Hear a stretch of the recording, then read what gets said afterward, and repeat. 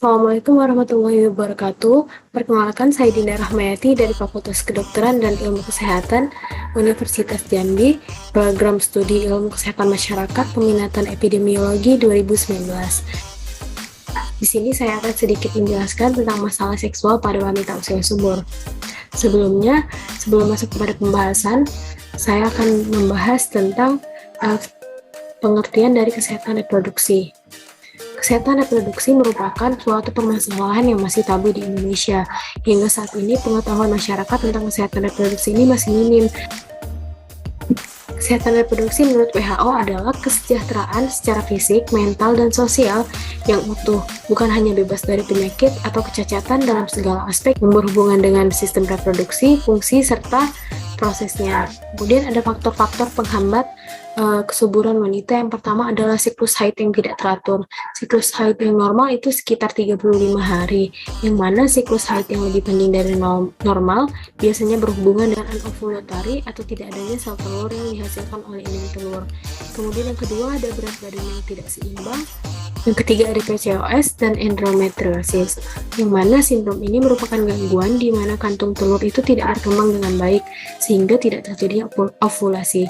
Sedangkan endometriosis yaitu suatu keadaan patologi pada sistem reproduksi perempuan yang mana jaringan selaput lendir rahim itu yang seharusnya berada di dalam rahim malah tumbuh di luar rongga rahim.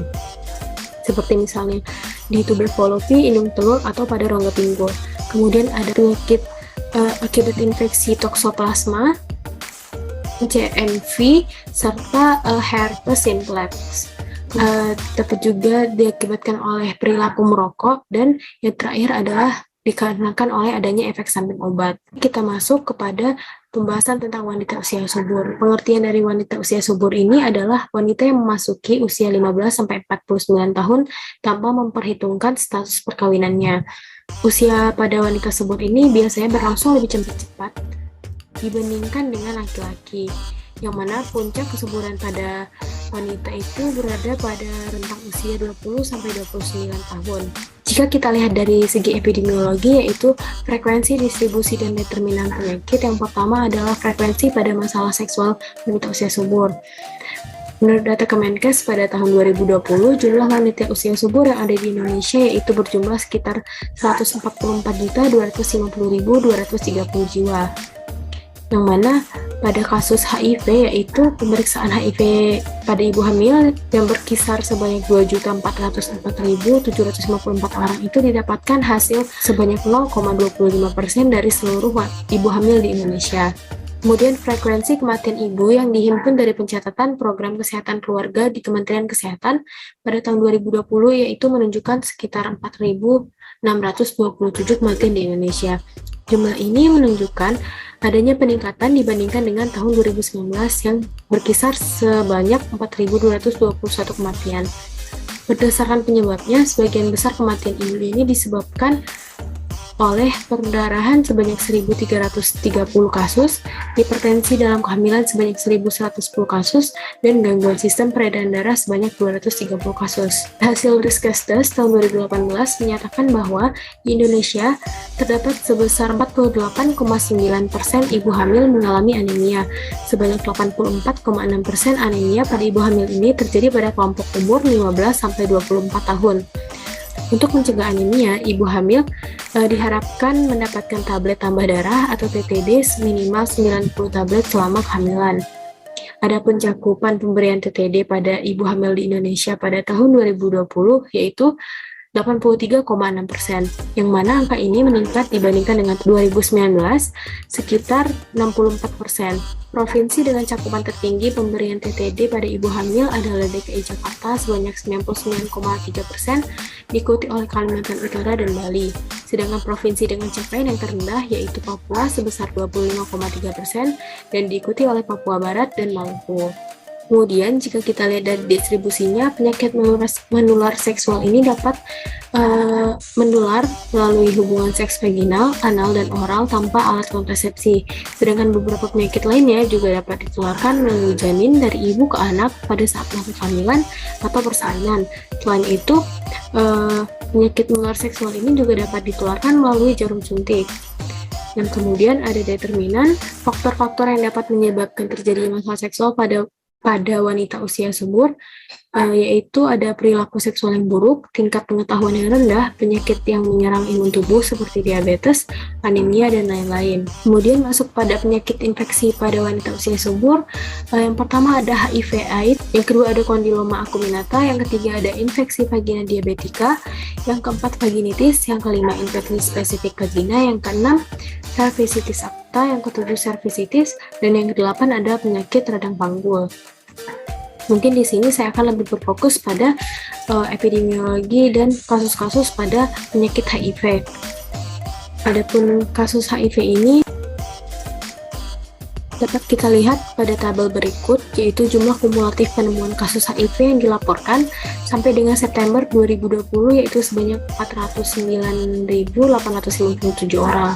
Sedangkan jumlah kasus AIDS yang dilaporkan sampai dengan September 2020, yaitu sebanyak 127.873 orang. Kemudian jika kita lihat dari tabel selanjutnya, yaitu yang bersumber dari Direktorat Jenderal P2P Kemenkes RI 2021, bahwa jumlah kasus HIV positif yang dilaporkan itu cenderung meningkat.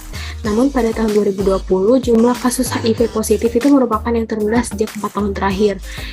Dilaporkan sebanyak 41.987 kasus. Sebaliknya, dibandingkan rata-rata 8 tahun sebelumnya, jumlah kasus baru AIDS itu cenderung menurun, tetapi mengalami peningkatan dibandingkan tahun sebelumnya, yaitu pada tahun 2020 dilaporkan yaitu sebanyak 8.639 kasus. Adapun yang mendominasi pada kasus HIV dan AIDS ini yaitu kelompok umur produktif, yaitu umur 15-49 tahun. Kemudian jika kita lihat dari kasus penyakit infeksi menular berdasarkan kelompok resiko, yang pertama yaitu ada yang lain-lain yang tertinggi sebanyak 8.416 kasus. Kemudian setelah itu ada LSL, lelaki seks lelaki atau gay, yaitu sebanyak 3.348 kasus. Yang terendah adalah PPS atau pria pekerja seks. Kemudian juga ada penyakit seksual pada wanita usia subur. Yang pertama ada gonore, sifilis, dan trichomoniasis. Pada gonore ini penyebabnya adalah bakteri Neisseria gonore. Kemudian yang pada sifilis penyebabnya adalah Treponema pallidum. Dan bagian yang diserang itu adalah semua organ tubuh, sehingga cairan tubuh itu mengandung bakteri Treponema pallidum ini. Kemudian yang terakhir ada trichomoniasis, yaitu infeksi genitalia yang disebabkan oleh Trichomonas vaginalis. Kemudian ada masalah kesehatan reproduksi pada wanita usia subur. Yang pertama ada amenore dan infertilitas. Amenore ini adalah istilah medis untuk tidak adanya periode menstruasi. Amenore ini tidak normal kecuali sebelum pubertas, selama masa kehamilan, dan menyusui dini, dan setelah menopause. Sedangkan infertilitas itu dapat disebabkan oleh adanya sindrom ovarium polikistik, amenor hipotalamus, masalah yang menyebabkan pituitari untuk melepaskan terlalu banyak prolaktin atau hormon yang mempengaruhi tingkat estrogen. Yang terakhir ada infusiensi ovarium primer. Dan yang terakhir yaitu tahap-tahap pencegahan yang dapat dilakukan untuk mengurangi masalah-masalah seksual pada wanita usia subur. Yang pertama yaitu menghindari seks sebelum menikah. Adanya kontak seksual dapat menyebabkan adanya resiko penularan penyakit pada alat reproduksi. Maka dari itu, dengan menghindari seks sebelum menikah dapat membantu dalam pencegahan tidak terjadinya masalah-masalah kesehatan reproduksi. Kemudian yang kedua ada memberikan edukasi terhadap kaum muda, terlebih lagi terhadap remaja perempuan. Kenapa? Karena remaja perempuan ini memiliki risiko yang tinggi terhadap penularan penyakit menular seksual.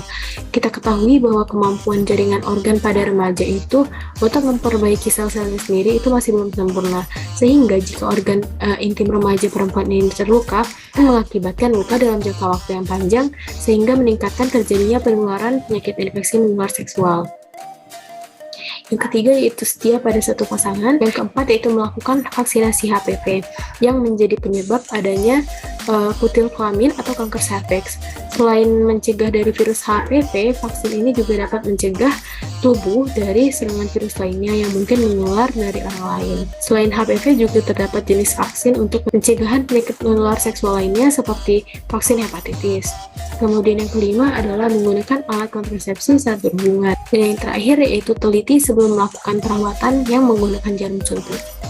Sekian presentasi dari saya, mohon maaf atas segala kekurangan dan salah-salah kata. Terima kasih, wassalamualaikum warahmatullahi wabarakatuh.